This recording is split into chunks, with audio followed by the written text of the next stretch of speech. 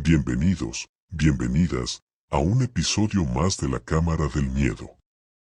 A través de las siguientes historias, queremos hacerles pensar en ese límite de su escepticismo, en lo que se atreven a creer y temer, y aquello de lo que están seguros estar a salvo porque simplemente no existe. ¿Dónde está ese límite para ustedes y qué tanto importa que creamos o no en algo para poder ser testigos de un evento paranormal? Les invitamos a apagar la luz y dejarse llevar por las siguientes historias. A recordar que alguien que está escuchando en este momento como mero entretenimiento será el siguiente protagonista de un episodio por venir, pero no es momento de pensar en eso por ahora. Aún tienes oportunidad de disfrutar esto como solo una historia de terror. Estás escuchando la Cámara del Miedo.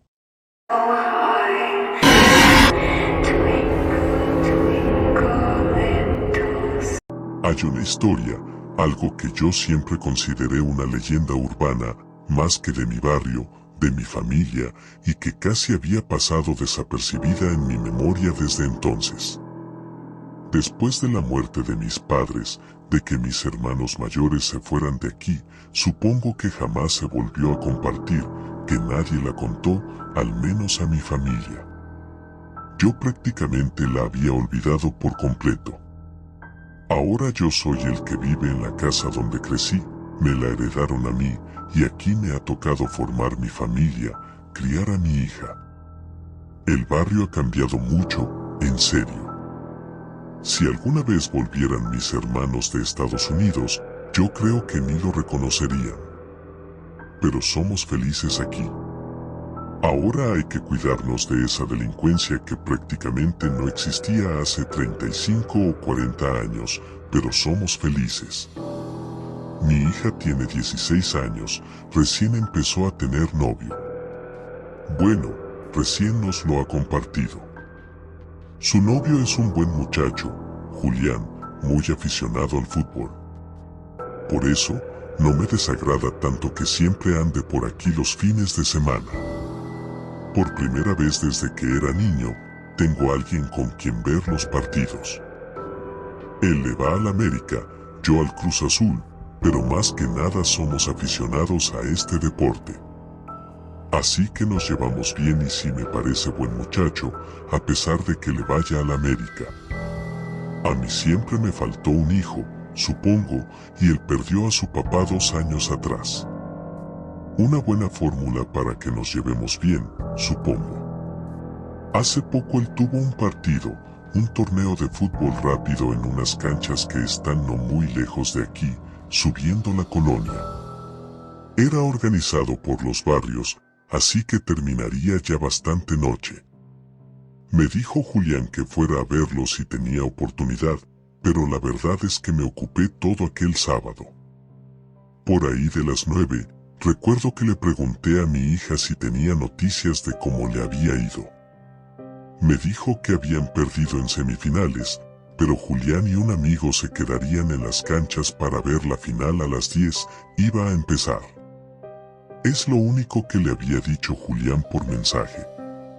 Mi hija estaba adelantando su tarea, escuchando su podcast. Esa es la relación que yo tengo con la Cámara del Miedo, que mi esposa y mi hija lo escuchan todo el tiempo. Aunque a mí no me gusta hablar de esas cosas, ni siquiera me gusta estar cerca cuando lo hacen, me pone nervioso de alguna manera, aunque no escuche claramente las historias. Me metí a mi cuarto y puse un programa de estos de análisis de discusión de fútbol, pero solo de fondo mientras intentaba leer. Las peleas entre los conductores me fueron arrullando, me quedé dormido con mi libro en las manos. No sé en qué momento, entre sueños, empecé a escuchar las voces alteradas de mi hija y de mi mujer, luego la de Julián y otra que no reconocía. Estaba tan dormido que aquello se estaba mezclando en mis sueños. Hasta que mi hija me despertó, me sacudió fuerte para poder hacerlo. Cuando abrí los ojos, la vi muy asustada, me dijo que algo le había pasado a Julián, que fuera pronto, que no le quería decir. Pensé en lo peor, en una pelea o en un asalto violento, y me levanté a toda prisa, por la cara de aquel pobre muchacho y la de su amigo, las dos sin el más mínimo color. Supuse que había sido algo bastante fuerte. Dile a él, dile al menos a mi papá lo que te pasó, por favor, dijo mi hija, pero ni Julián ni el otro muchacho se atrevían a decir palabra alguna. Se veían muy afectados, como si esa noche les fuera a cambiar la vida para siempre.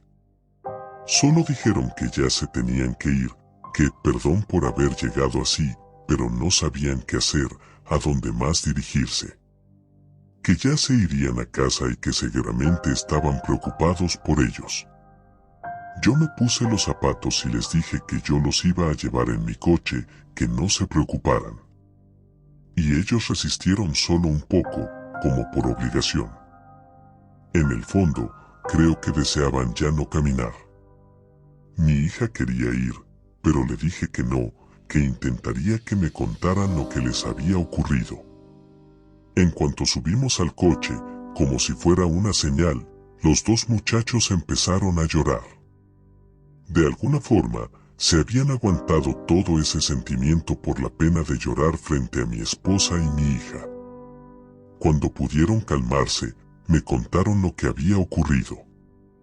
A la mitad de aquel fuego de la final, las cosas empezaron a ponerse densas.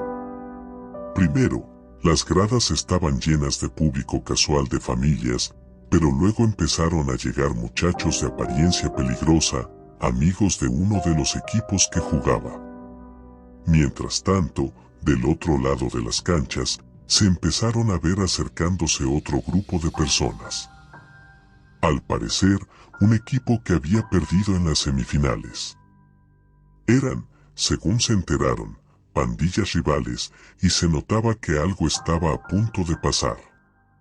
Julián y su amigo se dieron cuenta de cómo la gente lo empezó a notar. La gente se comenzó a ir, señores que llevaban a sus niños se alejaron sin decir nada. Ellos dos aún no sabían por qué, hasta que uno de los árbitros, un señor que los conocía, les dijo disimuladamente que mejor se alejaran de ahí cuanto antes, que se iba a poner peligroso el asunto en cualquier momento. Cuando salieron de las canchas, vieron a otro grupo grande de gente que se acercaba por una de las calles. Traían hasta palos en las manos, así que se dieron la vuelta y empezaron a bajar por entre los callejones, pasadizos que atravesaban las cuadras para ir bajando desde las canchas hasta el bulevar. Nunca habían bajado por ahí, sabían que era peligroso, pero en ese momento parecía una opción más segura que pasar junto a alguna de esas bandas y que los confundieran. Empezaron a correr cuando escucharon voces atrás, como si alguien los hubiera visto, y a mitad de un callejón saltaron a un borrachito, a una persona que parecía estar dormida tirada en medio del pasaje. Siguieron corriendo, bajando a toda velocidad, cuando se dieron cuenta que metros más adelante estaba otra persona más tirada también, la asaltaron y de nueva cuenta, metros más adelante, observaron a otra persona exactamente en la misma posición. Se confundieron tanto que se detuvieron por completo y el amigo de Julián preguntó si ya habían pasado por ahí. Claro que no, le respondió Julián. No es la misma persona. Si lo es, le dijo su amigo. ¿A cuántos borrachos por aquí conoces que usen zapatos rojos? Cuando dijo eso, Julián volteó a ver ese detalle, algo que le había pasado desapercibido hasta ese momento. Su amigo tenía razón. Aquella persona tirada tenía zapatos rojos. Voltearon hacia arriba y, a pesar de la oscuridad, no notaron nada, a nadie tirado en medio del callejón por el que acababan de bajar. Hay que seguir avanzando, hay que bajar, dijo Julián, y empezaron a correr de nuevo. Saltaron a aquel hombre en el suelo que por primera vez dijo algo, unas palabras que ellos no alcanzaron a entender. Siguieron corriendo tan fuerte como aguantaban sus rodillas y una cuadra más abajo, el amigo de Julián volteó hacia atrás, gritó, le dijo a Julián que corriera y que no fuera a voltear. Él corrió tan rápido como podía y Julián, solo posible por seguirle el paso, pero era inútil, se empezó a quedar atrás. Nunca había visto a su amigo correr así, pero al ir corriendo cuando su amigo se alejaba, escuchó algo más, otros pasos, unos pasos muy peculiares, como de zapatos duros que corrían muy cerca detrás de él. Cuando volteó, con todo su ser que estaba soñando que lo que estaba viendo no era cierto, a un paso del corriendo detrás tenía un payaso, un hombre con maquillaje corrido de payaso con pantalón roto a cuadros y con un saco de lana que apenas le dejaba mover los brazos. Aquel payaso tenía la vista clavada al frente, en el amigo de Julián, pero al parecer al notar su mirada, volteó hacia él y se aventó como si quisiera atraparlo entre sus brazos. Julián gritó y se lanzó al piso para esquivarlo. Pero en cuanto cayó y volteó para ver dónde estaba, ya no había nada, nadie.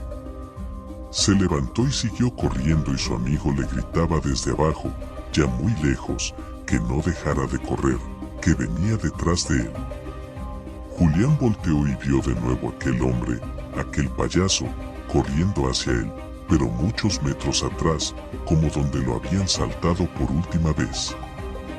Cuando salieron de aquella cadena de callejones, solo se les ocurrió correr hacia nuestra casa. Éramos las únicas personas que conocían ahí y lo que acababan de ver les parecía tan extraño, tan ridículo que no se atrevían a decirlo, a contarlo. Me lo dijeron a mí porque ya no había nada más que perder. Intenté calmarlos, decirles que no era nada, que seguramente era solo una broma. Los dejé ambos en casa del amigo de Julián y regresé a casa. Y ahí, en ese camino, ahí fue cuando recordé aquella historia, aquella leyenda urbana que tanto escuché de niño, aquel encuentro que tuvo mi papá, quien juraba que no se trataba tan solo de una historia del barrio. Mi padre nos contaba de una ocasión en la que estaba junto con uno de sus compadres en la parte de arriba de la colonia. Se apresuró a volver antes de la medianoche para no toparse nada extraño. En el callejón, lo recorrió por completo sin contratiempos, prácticamente hasta llegar a uno de los cruces donde otro pequeño callejón cruzaba aquel perpendicularmente. Al acercarse al cruce, alguien dio la vuelta para toparse de frente con mi padre. Era un señor con maquillaje de payaso que, sin frenarse, casi choca con él. Mi papá lo esquivó, y aquel hombre continuó apresurado, tomándose el estómago. Cuando mi papá compartió con algunos vecinos la experiencia de que el encuentro le sucedió, le dijeron que no se trataba de ninguna persona, ninguna viva, por lo menos.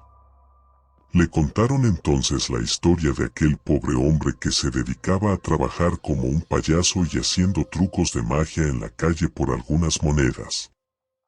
Allá por el centro histórico, llegaba siempre tarde hasta su casa, muy arriba en la colonia, y siempre tenía que subir por aquel callejón.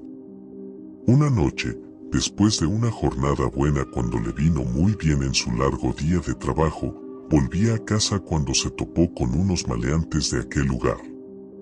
En aquel entonces eran pocos raros. Le pidieron dinero, él se los dio porque no quería problemas. Cuando vieron que tenía más, le dijeron que, en este caso, iban a necesitar que les hiciera todo. Y aquel hombre, aquel pobre payaso, sabía que no se podía negar. Cuando le dio el dinero, ya estaba a punto de alejarse. Escucharon a lo lejos voces que bajaban por el callejón. Los maleantes iban a correr, pero no podían arriesgarse a que el payaso llegara a pedir ayuda antes de que pudieran escapar. Así que, de la nada, para que no fuera a hablar, para que no fuera a pedir ayuda, le dieron un piquete en la panza para retrasarlo. Aquel pobre payaso intentó subir para pedir auxilio, pero no logró llegar lejos. Cayó en medio del callejón y la gente pasaba por encima sin preocuparse, pensando que se trataba de un borracho que se había quedado dormido camino a casa. Hasta que amaneció y alguien vio por fin el charco de sangre. Ahí supieron que se trataba de algo más, de algo mucho más grave que habían ignorado. Años después, uno de los asesinos contó toda la historia en una cantina de la colonia, la historia de cómo mataron a aquel payaso en el callejón, borracho y lleno de remordimiento. Pero nadie lo acusó, nadie habló con la policía y desde entonces, cada cierto tiempo, algún desafortunado caminando por la noche en el callejón, se topa de frente con ese fantasma, con ese reflejo, con aquel pobre payaso.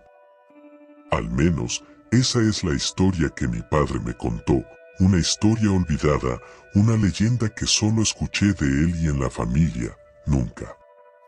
Si quieres, algún vecino siempre pensé que era una historia inventada para que mis hermanos y yo no nos metiéramos a aquel lugar a altas horas de la noche, pero 3 décadas después, vuelvo a escucharla.